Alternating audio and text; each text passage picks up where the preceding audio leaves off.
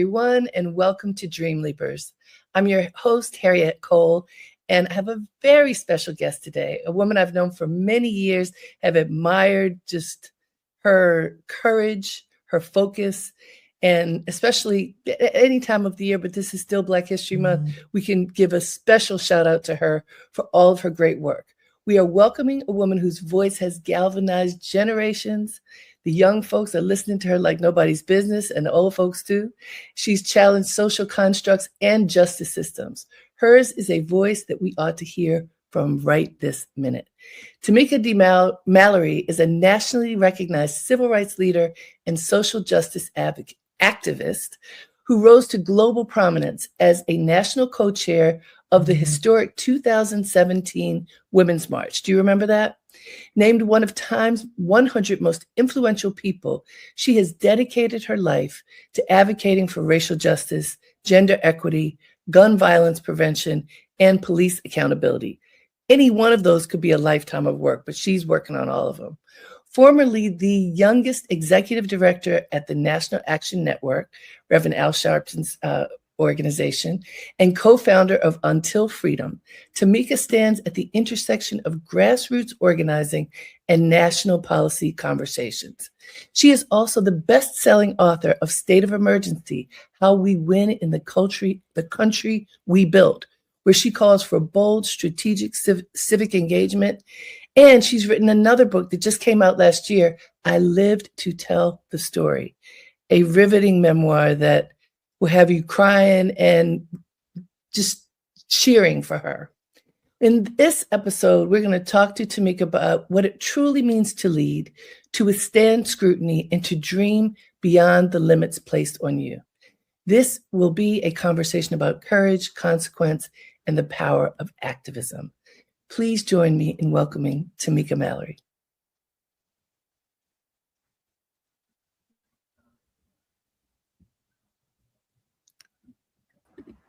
Hello. Hey, Harriette. Oh my gosh, you know, I'm like in awe of you. I've always been.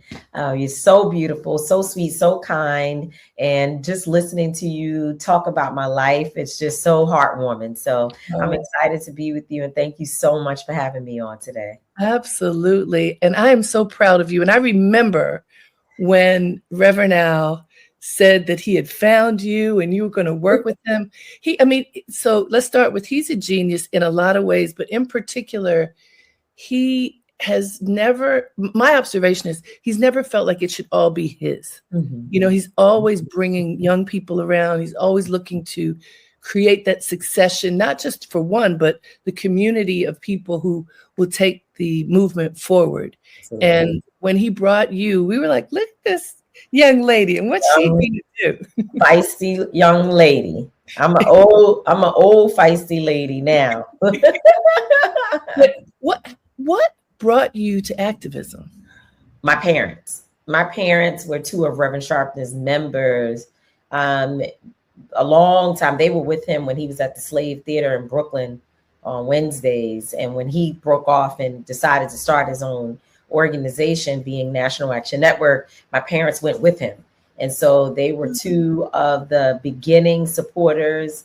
This was during a time when there was, maybe 25 people in the audience, wow, which grew rapidly. Obviously 25 people bought another person. And then, people started to learn that there were these rallies happening, and Reverend Sharpton was at the helm of it. And so it grew rapidly, but nevertheless, they were there when it was very small and it was just him and his dream. And now, obviously 30 plus years later, they still are supporters.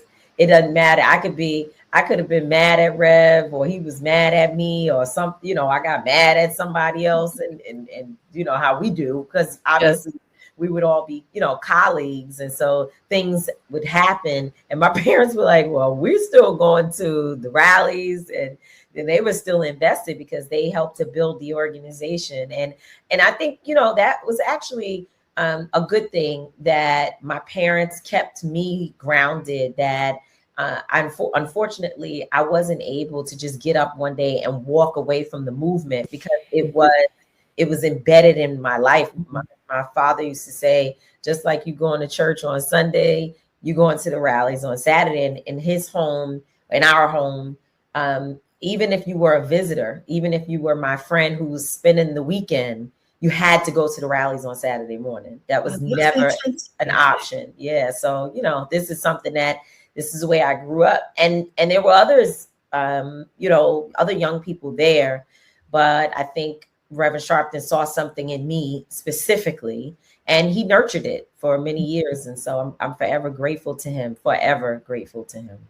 You know, I remember I moved to New York more than 30 years ago, and I remember him from the very beginning. So I moved to New York to work for Essence. So I was immersed in Black culture and consciousness. And Reverend Al, from the very beginning, struck me as the one of that generation who was willing to die for you. Absolutely. I mean, like, for real, like, people say it. He almost died. I mean, hello? I mean, he still does it out on the street. If he's the one who runs into harm's way to make sure if people are being mistreated, the understanding is he's going to be there. He's going to be at the funeral. He's going to be, unfortunately, too many funerals, but he is going to be a voice for people who need a voice so badly. And what you're describing is basically your parents were that same way. Like, you have to be in this. What did you learn from being around Reverend Al in the early days about standing up for others? Well, I learned several things. And I think one is his work ethic is unmatched. As you mentioned, that he runs towards danger. Yes. But, you know, even in that, how it all happens is really, he drives the energy. You know, he's up at 4 o'clock in the morning reading all the articles. He knows what's happening. By the time you wake up at 6 o'clock, he's like well beyond in terms of strategy and thinking. And so for me, I learned those habits. And it has shaped sort of how I operate. And, you know, not everybody can keep up with that type of pace. So that pace it's intense. So that would be one. But as you asked the question around what it taught me about showing up for people, I would say that I learned, you know, first of all, I learned that there's no perfect family or no perfect victim, no perfect situation. So when you get involved with regular everyday people's lives, because that's what you're doing when, you know, something happens to a Trayvon Martin and Trayvon's family would be one of the best that I've ever worked with because of the way in which they locked arms together and the way that Sabrina carries herself as a queen, a total queen.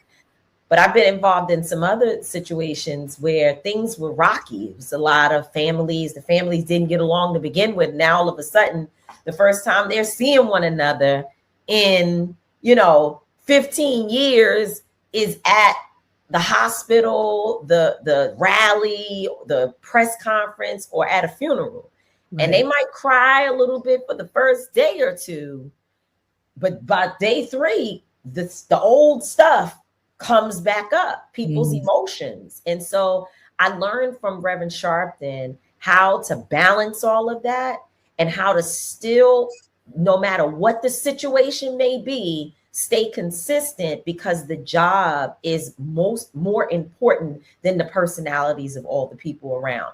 And that might not be the answer that, you know, that is, you know, I don't know if that's the North Star for other people, but I can tell you that for me, walking into situations where people are like, it was the way in which he can be a constant that rubbed off on me. And I think I've used that many times to stay in the fight when things are bad, when things hurt, when people say terrible things about you, you know, when the media is hitting you. Imagine all the things that he's gone through, and he never gave up, has never given up. Yeah. And I mean, he was Reverend Al has been made fun of so much. I mean, now this is this moment is a moment, I think, ever since he got on MSNBC. Remember when that first happened? Suddenly, the way he was regarded changed in the mainstream. Absolutely. And I was so happy for him here's a time when he can sit in a chair and Right. talk. He doesn't have to always be marching down the street to get his message across.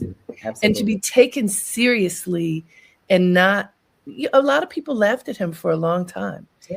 Even though, and maybe because he was making such profound statements that they were afraid. Who knows what the reasons were? But I love that today there's a level of respect for him that he absolutely deserves, and that helps more people to hear that voice. You know, and given the fact that we are where we are politically, we need as many voices as possible to be heard when the other voices are so loud.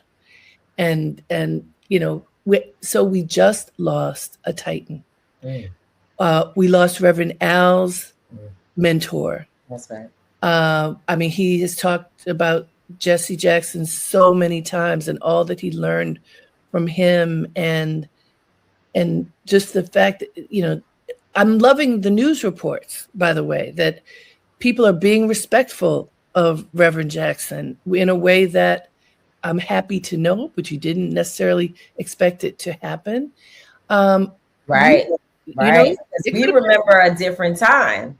It's very interesting to me. You know, a friend of mine posted Reverend Jackson yesterday, and before he posted, he said, I think I should turn the comments off, because in the past, and he just has a page where people troll. They just troll. They, you know, the MAGA folks are on there, and all whatever other acronyms to describe some of these crazy people. And so they always attack him. He could say good morning, and then the comment section is like, oh, you're a Democratic shield, you know, all of that. And he was like, I think I should turn the comments off, because he wanted to make sure the post for Reverend Jackson was respectable, you know, respectful.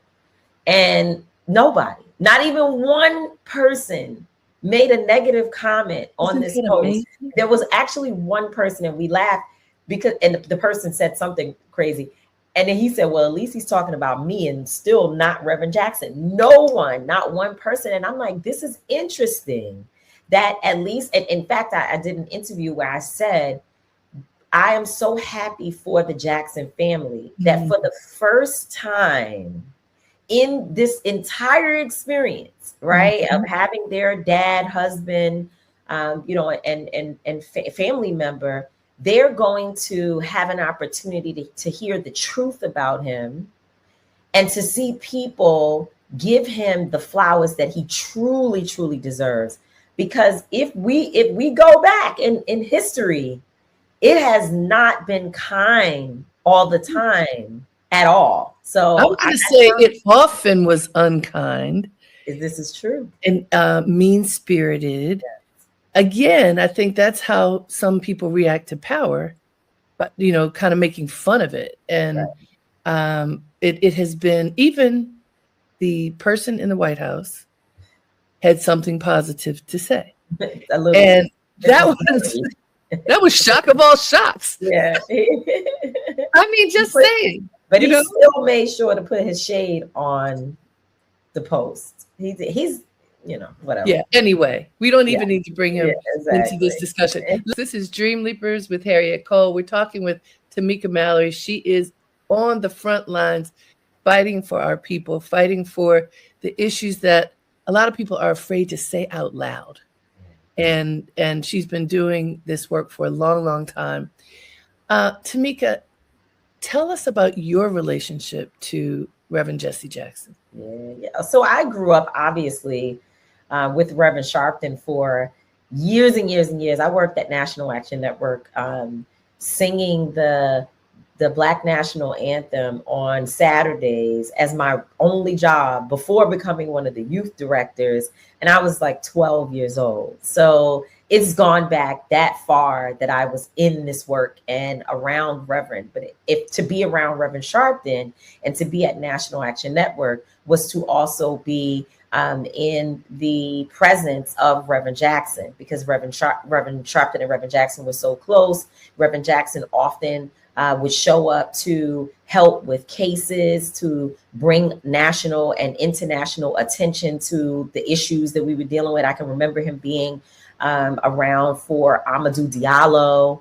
That was the most horrific case. In fact, I think this month represents an anniversary for Amadou Diallo. And then Sean Bell. I remember clearly Reverend Jackson showing up, being with us at protest, and standing with Nicole Bell and holding her hand and being there when she was crying, and supporting Reverend Sharpton and working through strategy. And it's so funny because when you're young, people don't think that you're really paying attention. So they know you're there, but it's like, okay, get the water. You can be around as a youth coordinator, but they don't necessarily know that you are seeing and hearing and digesting all the grown-up things that's happening around. And I think that is one of the reasons why, eventually Reverend Sharpton knew that I was a leader, and why, eventually people began to invest in my leadership. It was because I was a sponge. I was picking up everything around me. And I can remember Reverend Jackson just being the tallest, he was very serious. He could speak in a way, he was so smooth and charismatic, and he could speak in a way that would just have you like, with your mouth open. My parents loved him so much. My parents would tell me all the time about his presidential run and how they were there in the 80s in both races to support him. And so he in my house was an icon. There was a picture on the wall, where we would, my parents would take us. My parents have walls of Black stuff. So they go around and they show people, and talk about stories and moments. And Reverend Jackson was there. He was a part of my life. As I got older, I went from being the little girl that he would rub on the head and say, "Hey, how you doing?" to becoming someone he would engage in conversation, that he would actually listen to me in meetings. I'd be all like, okay, but I think I have one thing to say, and he would listen, and he'd tell me, "Kiddo, you're smart, you keep going, you're smart." I remember one time he told me I was strong, and that stayed with me, Harriette, forever and ever and ever, that he would tell me I'm strong. And the other thing I would say that I remember, and I know you shared this, and so many people have laughed, and said, yeah, he was hilarious. Like, he was funny. To be around him was to get a good laugh all the time, because he was like a jokester. He was very different from a lot of people. You meet people of his level of stature and success and celebrity, and they're nasty. they're mean, they're cold. Yeah. And he was never like that. I don't ever remember him being that way. And then one time he and I had a little bit of a bump up over an issue where he wanted to speak at the Women's March, but there were no men on the program. And so I couldn't allow it to happen, because if I let him speak, then what about all the other leaders? That would open the floodgates. Yeah, the other leaders had individuals who were men that were very powerful. Harry Belafonte was one of the co-chairs of the march, along with Gloria Steinem. And so there's a lot of people. And by the way, I can't skip my own mentor. So how, I've got to bring Reverend Sharpton. I mean, this is just too many layers. And so I didn't allow him to speak. And he was upset with me for 2 years about. Oh my goodness. Yeah, he was. But, I would see him and he would be like, "Hey, how you doing?" He wasn't as, fun and whatever. And I remember in 2019 in Selma, Alabama, Reverend Mark Thompson sat down with the two of us on the stage. We were at the Poor People's Campaign, Reverend Barber's event in Selma, and he got Reverend Jackson and me, Mark did, to sit down and talk to one another. So if you look at the picture that I posted yesterday or after Reverend Jackson passed, there's a picture of me sitting on the stage and like trying to explain something, and you can see he's kind of halfway like, I was trying to redeem myself in that moment 2 years later. And since then, every time we saw one another, it was nothing but love and support. And so I'm just so happy to know that, you know, that I got an opportunity. Like, imagine that, little old me, a girl from the projects in Harlem. I got to be around Reverend Jesse Jackson. Wow. It's amazing. I mean, you said so much in there. It is so important to have people to have your back. So that person who brought you together, we need people to bring us back together when we have fights. That's because so many people are fighting and going in the wrong direction. Everybody, well, this wasn't even a mistake. You needed to stand up for what was right for that programming. But when you're dealing with a powerful person who usually gets his way. Absolutely. Like, and you would have had something amazing to say. Like, you little girl are going to get in my face. You know, and he would have been powerful. And in hindsight, Mark Thompson was there and there were other men there. But in hindsight, he's probably thinking to himself, you bringing up all these other people, they're not here. Like, I came to be among the women, to stand with the women. He probably would have rocked the house. But the other thing is, as we know, he probably would have talked for about 25, 35 minutes. So then there's that, because then how would I have been able to get him off the stage? And I know you, of all people, know about programs. That is something that you had to deal with for many, many years.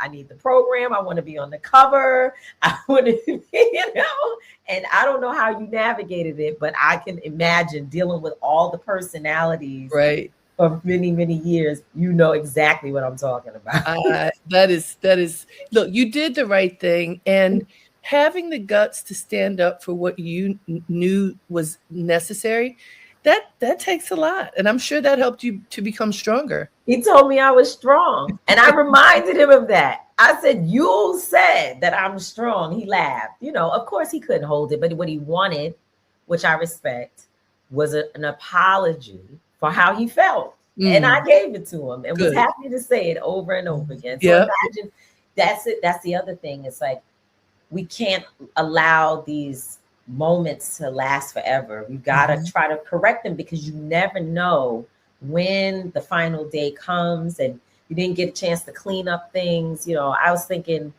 when Reverend Jackson passed away, it opened up the wound that I'm carrying so heavily, and that is of my mentor, Hazelyn Dukes. You know, she passed, it's almost a year ago in March. And I just think about how many times Mom Dukes would fight any and everybody. If you weren't on message the right way about issues, she had no problem stepping to you. But she also would send you a birthday card. She would, you know, meet up with you somewhere, have dinner. She knew how to correct you and love you all at the same time. And I learned that from her. And that's not something that I always possessed, because I also, you know, I'm from the hood. So once I don't like you, that's it. I don't like you. But that doesn't work when you have to lead in this work. So forgiveness has been something that I guess, you know, I picked up along the way. And I hope that people will forgive me for the moments when I made them feel, because I know one of the most important qualities for a person to have the ability to forgive. And I think that it's extremely difficult to do, especially if someone hurts you badly or embarrasses you, or, you know, whatever the thing is that occurs. But I do think it's probably one of the most important things in life. You know, Tamika, I remember we were just talking about Dr. King and King Day, which Jesse Jackson is the one who spearheaded. That's right. Martin Luther King Day. And I marched in his march for King Day. I think it was in 83, I think.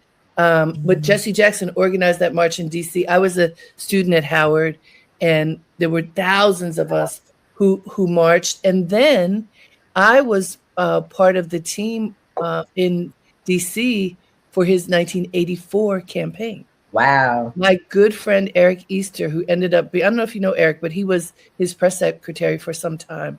he was part of the team and brought me on. And I remember the hope that people had that this man, not only did he have the guts to run, but he had mobilization. Oh yeah. True mobilization. Oh, yeah. It felt possible. Yeah. And the fun fact is that he is probably one of the only people who has single-handedly registered millions of Black voters. Right. You know, he got people to really show up and start thinking about the political process in a way that they had not been invested before. You know, he gave people the opportunity to see themselves having power and not just being participants in society, but that they would actually get to lead. You know, I don't think Reverend Jackson was, because now everybody's telling the stories, honey. People got articles and think pieces out, and I love to see it. But I don't know that he received enough acknowledgement for being that guy who was all about power. He made sure that Black women had positions of power within corporations. He fought to ensure that more Black people became elected officials across the nation.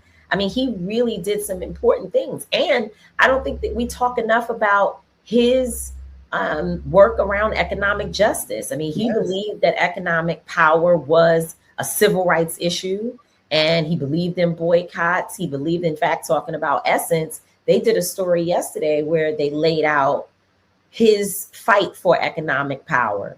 Right. And I just, you know, all the people who by name are in position or were at some point in positions within companies, within government, that can directly link their success to Reverend Jackson, Alexis Herman. I mean, you think you could go on and on, even, you know, thinking about the 4 colored girls, Mignon Moore and Bishop Leah Daughtry and the others. I mean, I know their names, but I don't want to get myself in trouble trying to. Right. But I mean, so many. Yeah, there's so many. There's so many. So we need that kind of leadership. And he was the one, right, waving that flag, and he did empower so many others, which is why, even as he has passed, it's not like the world came to an end, because there's so many people who he empowered, and people remember, which is a very, very, very important thing. People remember. Yeah. And this is a beautiful thing. Hey guys, this is Dream Leapers with Harriette Cole. We are talking with Tamika Mallory. Tamika, you grew up at the National Action Network, and you have been on your own with your own company, you know, doing your thing, keeping the messages alive. And you've written these books. So you wrote about the aftermath of George Floyd, but then you wrote about yourself in a very raw and real way. So you just mentioned that you grew up in the projects, and I'm so glad that not only did you mention it, but you wrote about it, because the stigma is people aren't smart if they grow up in the projects. They're poor, they're uneducated, all the things, you know, there's a list, which isn't true. Some people are, but some people are everywhere. But there is a stigma to the projects that you kind of dismantle, even as you tell the truth about the raw and uncomfortable things. Yeah, absolutely. What made you decide to reveal so much about your personal life to the masses? Well, first of all, there's a long story that I won't be able to tell today about how I even came to write a book about my life. I didn't think that at my age I should be writing a memoir.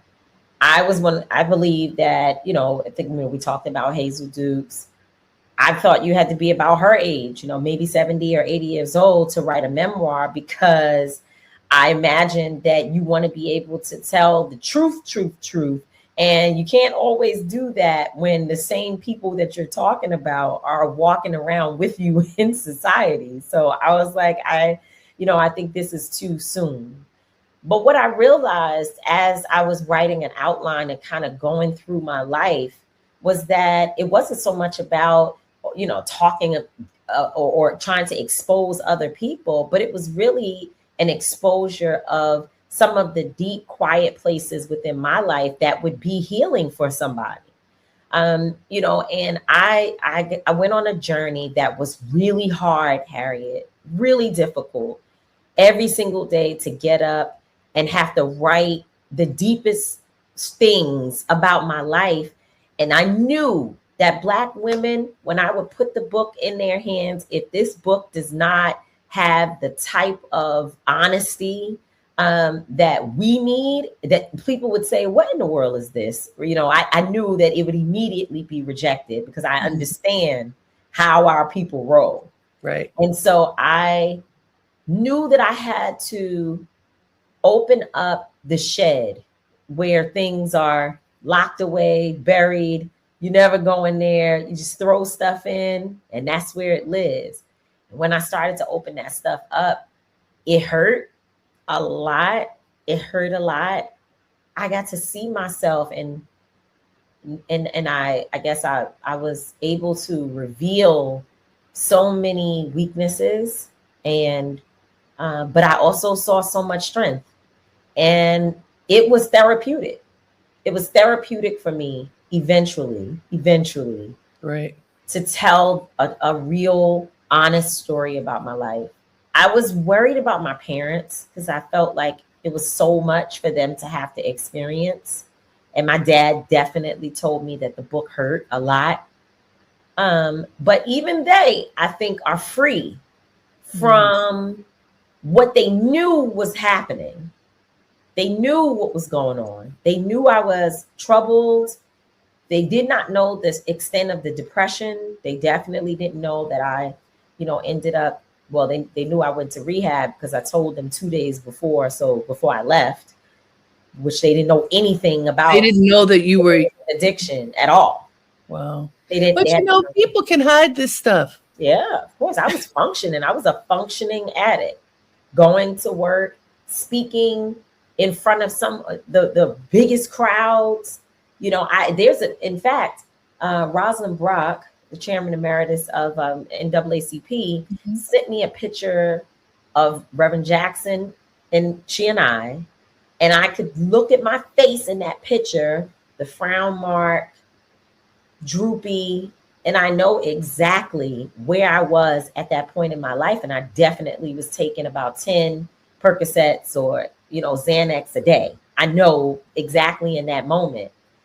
And it took me 2 years to go to rehab from the moment that picture was taken.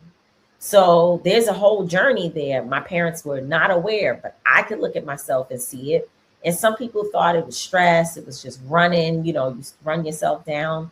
And I think that people get used to seeing you so much that they don't even notice something has happened. They're just used to seeing you. And also you're a glamour girl. So you knew how to put on the makeup and put on the outfit. I mean, we know how to wear the mask, right? We know how to do that. And the fact that you share what happened behind the scenes, I'm sure is helping a lot of people who feel trapped, who feel ashamed, who feel like they cannot get out of whatever the prison is that is part of their life. I've talked to so many women, Tamika, who are very powerful women. And an example, there's a woman, I don't remember her name right now, but she tells the story herself. She is the first Black female billionaire from Jamaica in the huge healthcare business.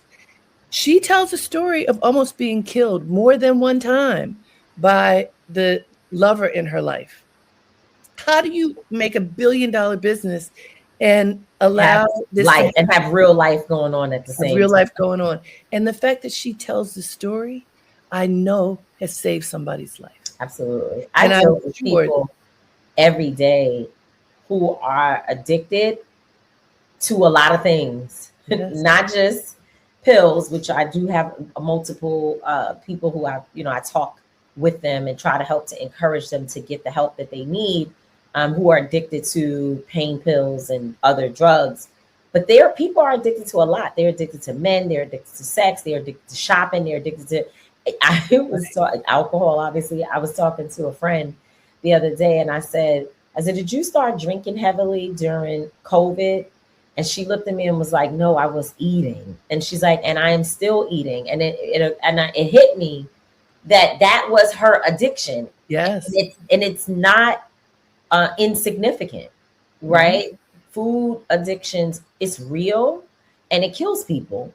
Absolutely. And so addiction is a real thing in our communities, but we are not taught that the use of services, if you will, for support, that is cool. Right. We're taught to just deal with it.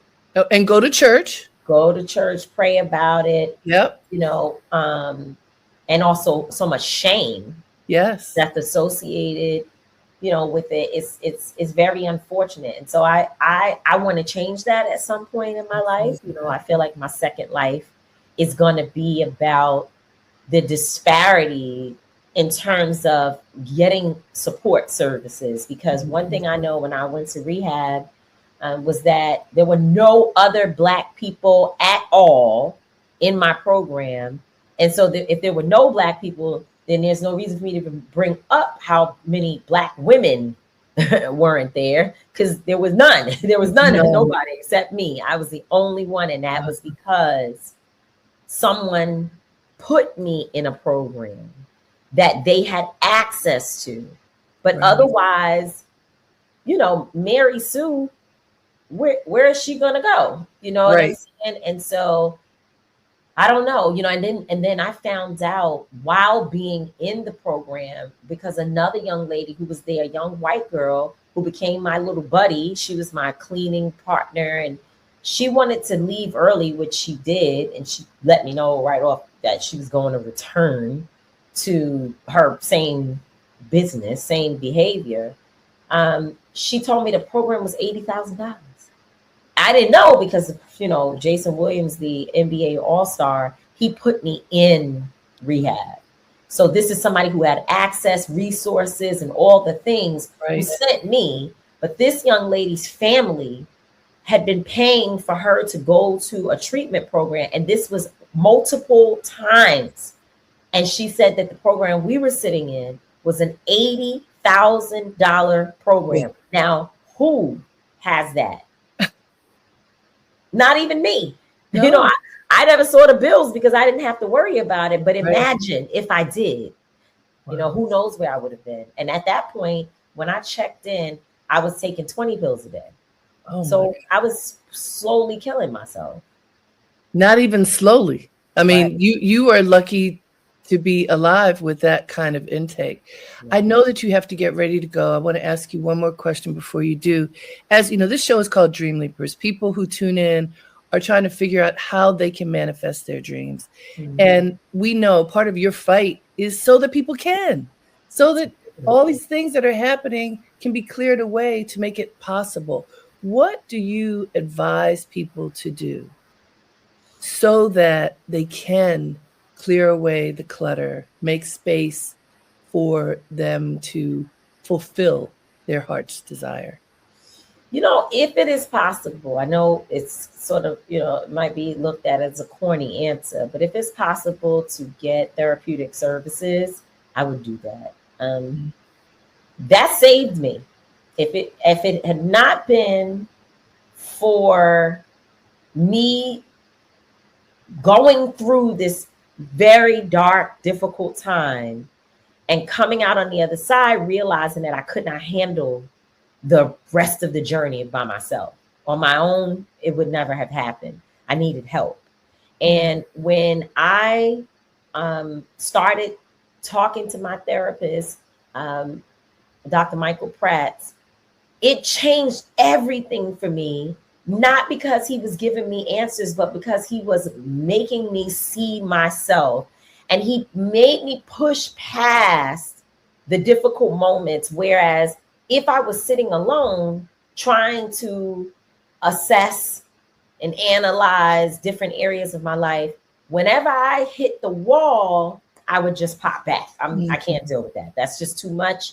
Not today. But that precisely right there was the place that I needed to go further in order to get to the other side of how I could allow myself to become to be in such a dark place. Right. Like what was happening? You've got family, you've got success, you've got resources, you got all these things, and you're swallowing 20 pills a day. Yeah. What is missing? What's missing? What's happening? And my psychiatrist helped me understand that, number one, I had an issue with anxiety from all the things that I was handling that had to be addressed through therapy, yes, but also through medication. That's just a reality that I had to face, that I needed the medication, not for, for not to be on undiagnosed medication, self-medicating, but I needed someone to help me regulate my system. And so many of us are walking around depressed. So you can't dream leap because you can't even fit, you can't get past the wall. You can't process things properly. You're always angry. The slightest things agitate you. You're tired. You don't feel good about yourself. And those things get in the way so often. And the biggest thing is that you don't necessarily feel that you have the courage to approach the hard days, the difficult, areas of life. And so I would say if there is a way to get, and there's many services out here, but now we're at the point where you can use AI to talk through some of your issues. Which is kind of scary, but it is there. If you need whatever you have access to be able to talk with someone and to process your feelings, your emotions, your plans, your dreams, your ideas, is really, really helpful. It helped me so much. And I'm still a work in progress, but I can tell you that I'm just a better person for allowing myself to know that I don't have all the answers and that it is way too difficult for me to take on all this big, heavy stuff and not have a place to go to process it.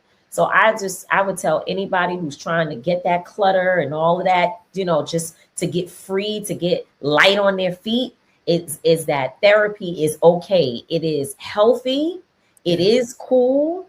And it keeps you from going to jail, from going upside your boss's head, your husband, wife, your children. It keeps you in a place where you can keep yourself out of trouble. Okay? Which is a beautiful thing. Thank you so much. It's lovely to see you and to talk to you. Thank you for always doing the work to help keep us safe and giving us that runway to be our best. We appreciate you. And congratulations on your book. It's really very powerful. Thank you. I appreciate you so much, Harriette. This is like full circle for me. You've been the diva of our dreams always, and never, ever have I been in your presence and felt that you were rude or unapproachable or just not a kind person. That just has never been you. As beautiful as you are, as many people who applaud you and respect you, you still have always been a person that you can walk up to and just say, hey girl, and you hey girl right back. And so it really makes me feel good to know that you see something in me, and I'm grateful for the opportunity to sit with you today. Well, thank you. Keep up the good work. Sending you a big old hug, girl. Love you too. Thank you so much. And wasn't that amazing, you guys? What an incredible conversation. I'm so happy that Tamika was able to spend some time with us today. She is on a roll, busy, busy, busy. As we know what's going on in this world that we're living in right now, the activists are working overtime, and she surely is. Let me remind you, this is Dream Leapers with Harriette Cole. We've been talking with Tamika Mallory. She just left us, but we're not going to leave. Yeah, I just want to take a few more minutes today to talk to you about what's going on in in our world and what we can do about it. You know, last week we talked about Reverend Jackson's passing. This week we talked about it again.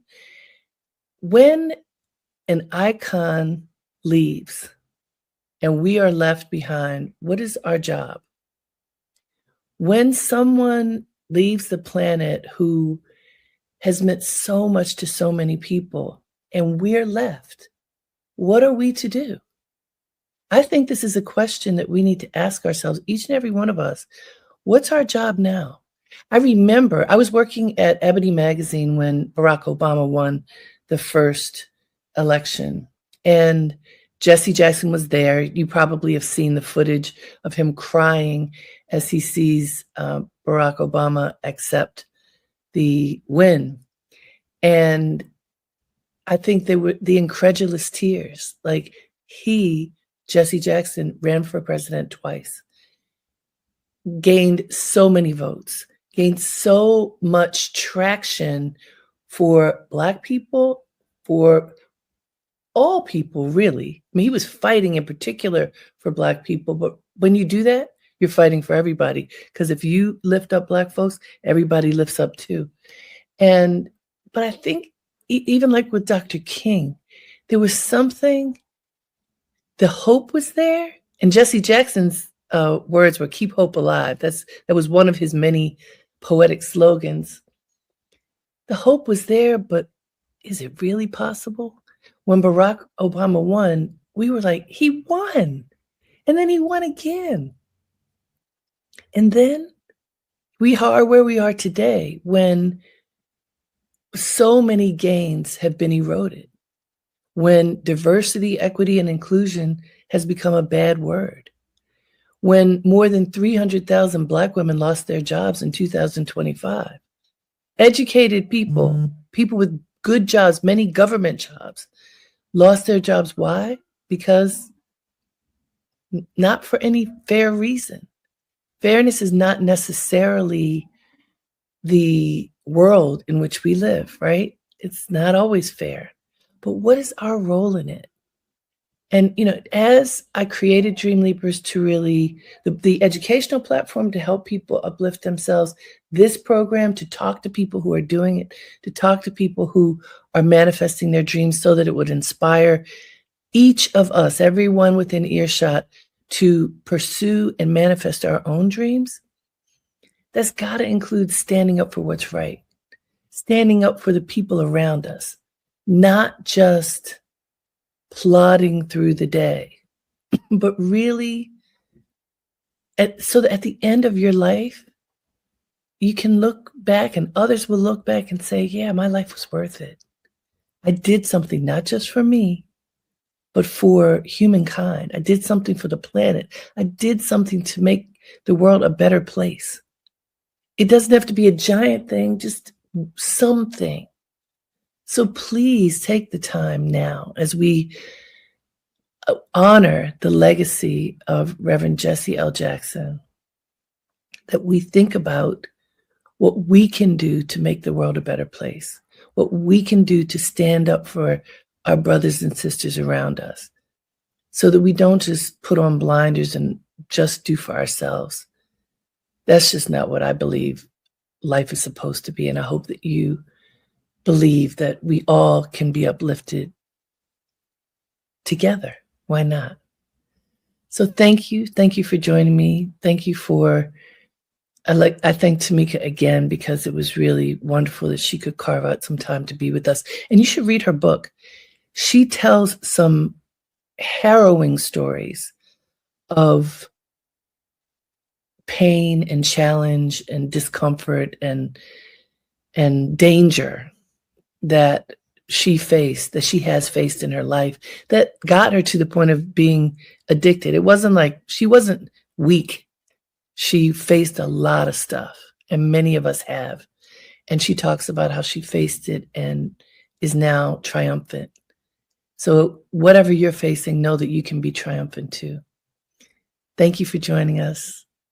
Until next time, have a great day and make it count.